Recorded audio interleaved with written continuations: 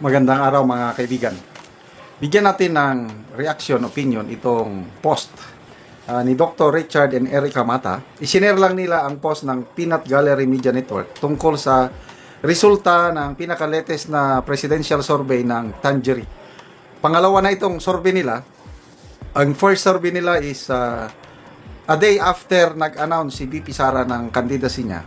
Nako, 43% ang rating ni VP Sara. Sumusunod si VP Leni 27%, I think si Rafi Tulfo is 15%, Rizon Tiveros is 4%. Ngayon, pinaka-latest survey, lalong tumaas si VP Sara.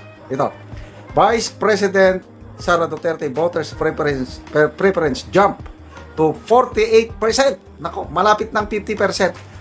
Halos wala pang kandidato na nakaabot ng threshold ng 50%. 2 years pa ang 2 years pa ang layo ng eleksyon. Ang taas na, 48%. In the latest Tangery presidential survey, after Senator Rafi Tulfo announced he will not seek higher office in the 2028 election. The shift follows Tulfo's decision to remain in the Senate, triggering a consolidation of support among voters who previously backed the senator.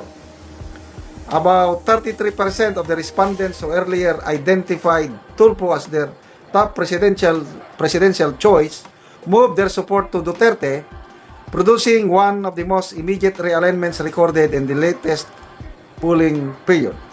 The movement is most visible among female voters who previously supported Tulfo, many of whom now align with Duterte following his withdrawal from the potential presidential bid. Duterte also posted increased support in the National Capital Region and Northern Luzon, areas where Tulfo had earlier maintained strong voters backing. Her voters' preference rose from 43 to 48% within 2 weeks, placing the Vice President within reach of the 50% majority threshold in the presidential preference survey, an extremely rare situation with well over 2 years before the next presidential election. The non-commissioned survey was conducted from March 3 to March 6. So ang unang survey nila is February 19 ata to 20. Kasi February 18 nag-declare ng presidential bid si VP Sara. I'm sorry, hindi ko ma-search ano ang rating ni VP Leni, ano ang rating ni Sara, ni Riza Ontiveros.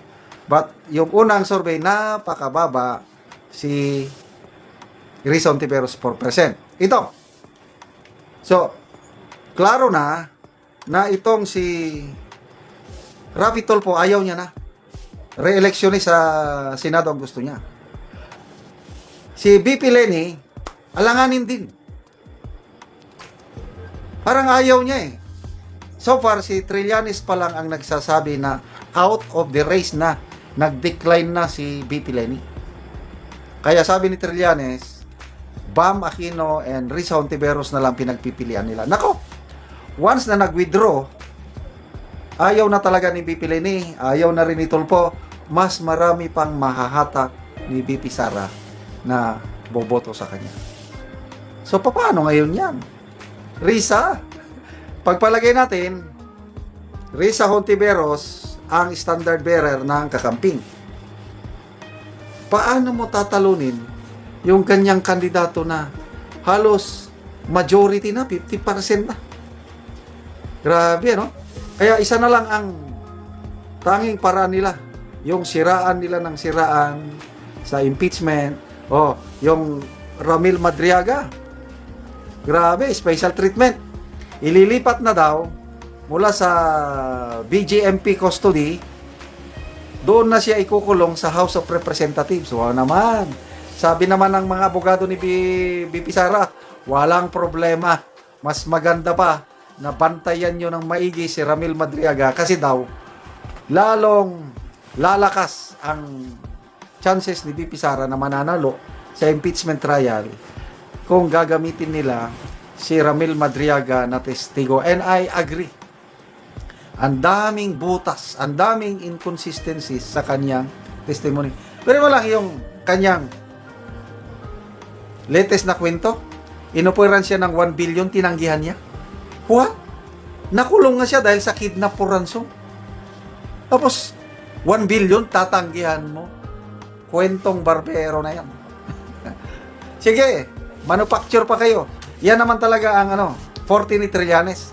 Sabi nga ng abogado ni VP Sara, si Attorney Paulo Panelo, kung basahin mo daw ang testimony ni Madriaga, nandyan yung greatest hits ni Trillanes. Ano yung greatest hits? Yan yung mga birada niya sa mga naunang mga pasabog niya, mga testimony din ng mga, sino ba yun? Alias Bicoy. Basta, ang dami niya ng ginawang kwentong ganyan noon. Kaya halatado. Tapos, si Congresswoman De Lima naman, ang kapartner niya na inamin nga ni De Lima na binisita niya ng makailang beses si Madriaga bago lumabas yung testimony. So, konting panahon na lang mga ka-DDS. It's just a matter of time. Babalik at babalik ang mga Duterte sa Malacanang, and hopefully, let's continue to pray na ang ating Tatay Digong makabalik na sa Pilipinas by 2028. Yung buhay na buhay.